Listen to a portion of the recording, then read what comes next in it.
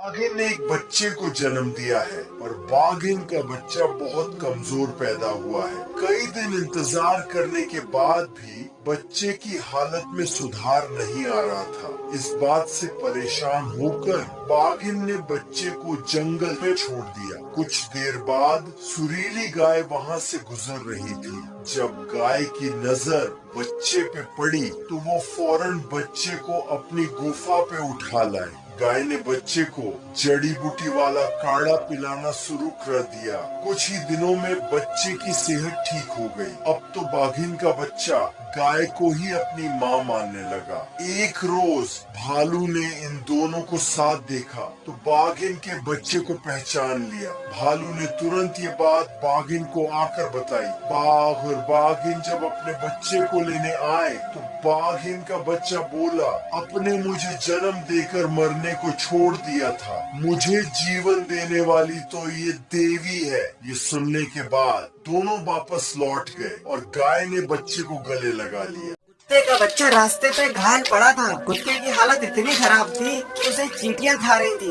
जानवर तो वहाँ से गुजर रहे थे पर कोई इसकी मदद नहीं कर रहा था। चींटियों ने बच्चे के जिस्म से मांस को नोच डाला था पर बेचारा बच्चा अब भी जिंदा था।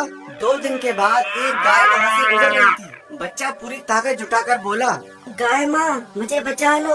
जैसे ही गाय के कानों में माँ सुनाई दिया, गाय फौरन बच्चे के पास आकर उसे देखने लगी। बच्चे की ऐसी हालत देख गाय का कलेजा मुंह को आ गया। बच्चा जानता था उसका बचना मुश्किल है। ये बात गाय भी जानती थी पर गाय इसे बचाने को जी जान से लग गई। गाय बच्चे को भालू वैद्य के पास लेकर आई और बोली, काका देखो ना इस बेचारे बच्चे की हालत कितनी खराब है। जब भालू ने बच्चे को देखा तो अफसोस भरे लफ्जों में बोला, मुझे दुख है बहन, मैं इसकी जान नहीं बचा सकता, इसकी हालत बहुत खराब है। गाय ने कहा, कोई तो रास्ता होगा इसकी जान बचाने का। भालू ने कहा, तुम ये जड़ी बूटी ले जाओ, इसी को जख्मों पे लगाते रहना, बाकी ऊपर वाले पे छोड़ दो। गाय दिन रात बच्चे की सेवा करती रहती। गाय की मेहनत और लगन के चलते बच्चा धीरे धीरे ठीक हो रहा था। कुछ महीनों बाद बच्चा बिल्कुल ठीक हो गया। अब बच्चा गाय के साथ ही रहता। दोनों हंसी खुशी जीवन जी रहे थे। वक्त के साथ कुत्ता अब बड़ा हो गया था। कुत्ता गाय का बहुत ख्याल रखता। सब कुछ ठीक चल रहा था। एक दिन शिकारी लकड़बग्गा कुत्ते के पास आकर बोला, अरे सुनो दोस्त, चलो शिकार करते हैं। कुत्ते ने उसको मना कर दिया। अब रोज लकड़बग्गा कुत्ते से आकर शिकार करने को कहता। एक दिन कुत्ता बैठा बोर हो रहा था, तभी लकड़बग्गा वहाँ आकर बोला, चलो दोस्त शिकार पे चलते हैं। इस बार कुत्ता लकड़बग्गे के साथ चल दिया।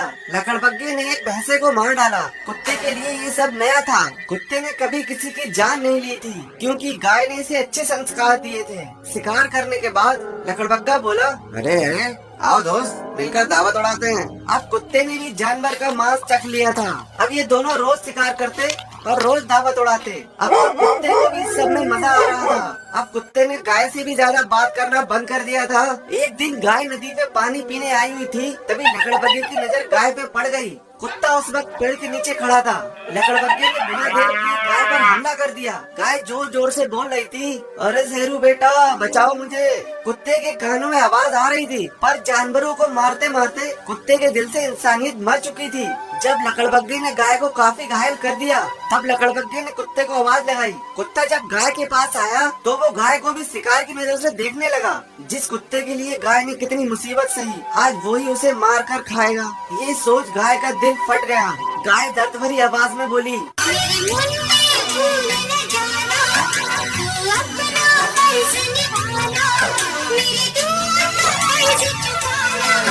गाय की ये बात सुन कुत्ते को बचपन की सारी घटना याद आ गई। कुत्ता फौरन लकड़बग्गे पे झपट पड़ा। कुत्ते को ऐसे गुस्से में देख लकड़बग्गा जान बचा वहाँ से भाग गया। कुत्ता गाय से बोला, मुझे माफ कर दो माँ, मैं बैठ गया था। माँ तो माँ होती है। उसने कुत्ते की सारी गलतियाँ माफ कर दी और उसे गले लगा लिया।